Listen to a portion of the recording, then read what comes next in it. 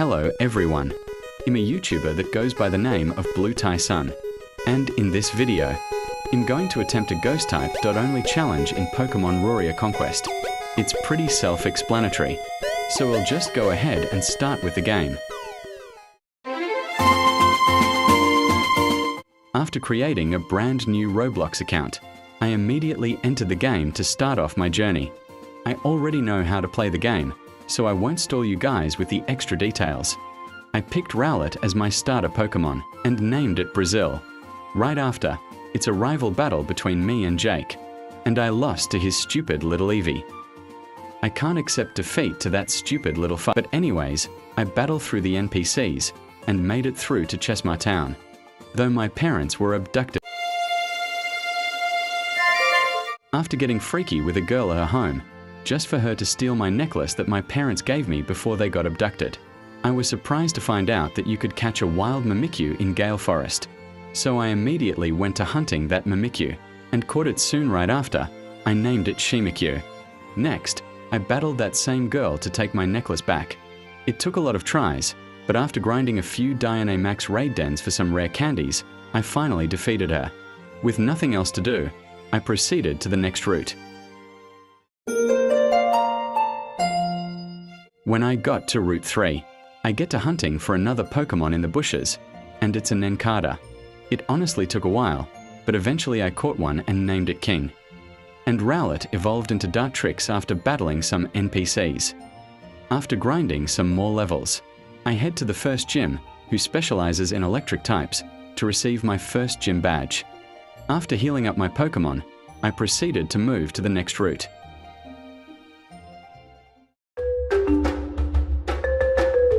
When I got to Route 5, I ran through to the old graveyard to catch a few Pokemon that has a lot of ghost types. And those Pokemon are Cubone, Greavard, and lastly Gastly. To those who are curious about the Pokemon that I picked, Cubone can evolve into an Alolan Marowak, which has the fire and ghost typing, and Nencada can evolve into both Shedinja and Nenjask at the same time, but I'm more into Shedinja since it has the bug and ghost typing. With that out of the way, I got into another battle with Jake and won. I head to Brimba City, then head to Mount Igneous to catch a Charcadet. I named him Silver Chariot with some missing letters to fit it in. I run up to the top to stop Team Eclipse from disturbing Groudon through a battle. I won after multiple tries, but their stubborn ass still summoned Groudon anyways. After that, I head the Brimba City gym to win my second gym badge. It took a while, but I made it to the next route.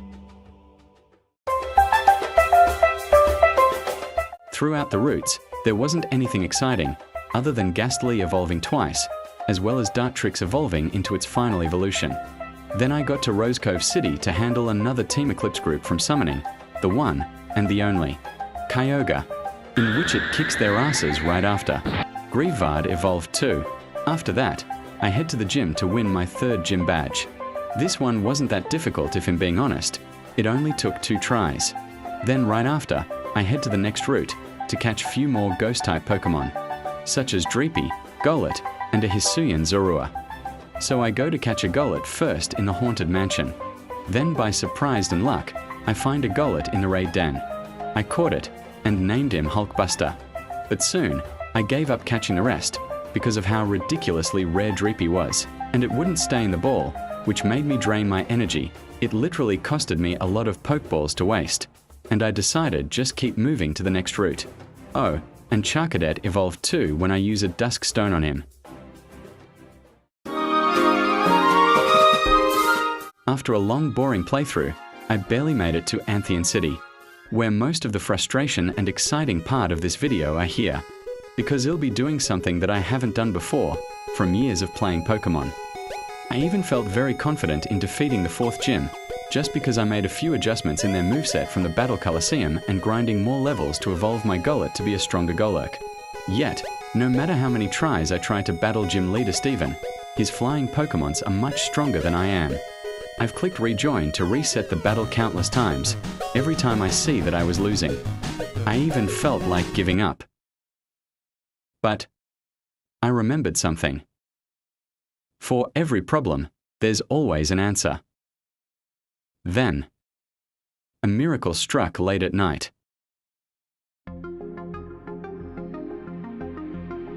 I have found my kryptonite. So that's where my plan begins. The Pokemon that Steven chooses to go first is Skarmory, a Steel and Flying type Pokemon. Skarmory is not a problem for Ceruledge. Since I can just use Lava Plume or Overheat on Skarmory, the only moves that Skarmory mostly use is Tailwind, Roost, and Spikes. Spikes is the only move I need to look out for, because it can affect my plan very lightly. One wrong move or mistake can have a big issue. Next is Steven's Hawlucha, a Flying Fighting type. This requires some luck for Gengar, since I need Hawlucha to sleep using Gengar's Hypnosis, and if Hawlucha does fall asleep, he'll hit it with Gengar's Dream Eater move. Dream Eater is a Psychic type which can attack and drain the opponent's health points a lot, but it will only work when the opposing Pokemon is asleep. 2 down, 4 more to go. Next is Steven's Talonflame. This one is pretty easy. He'll just go with Golurk since it resists fire with its ground and ghost typing.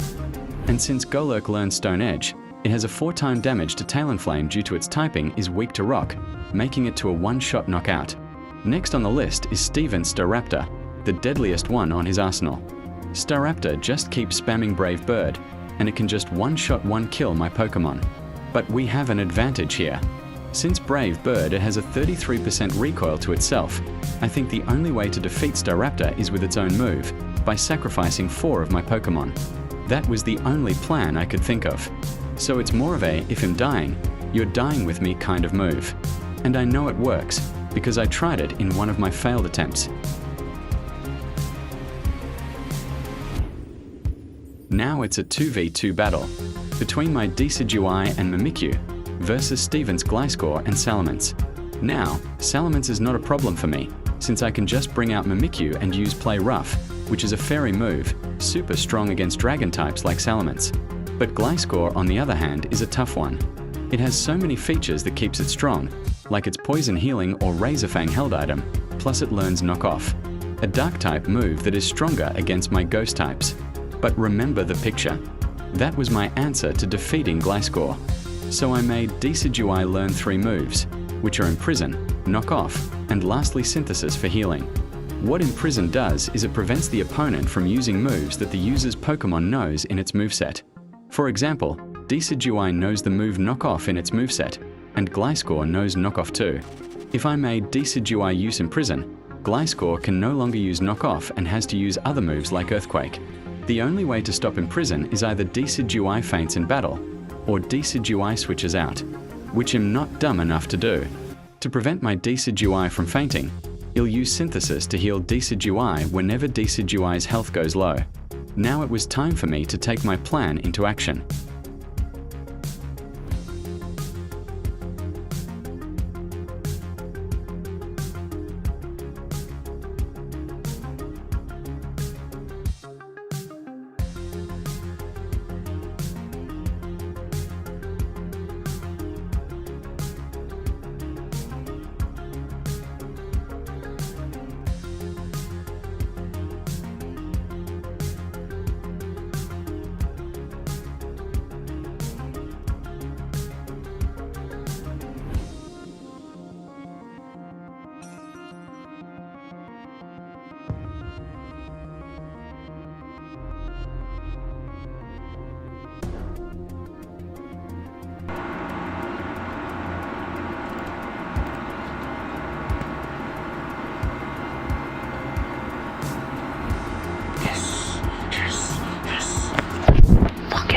Finally! Oh my god.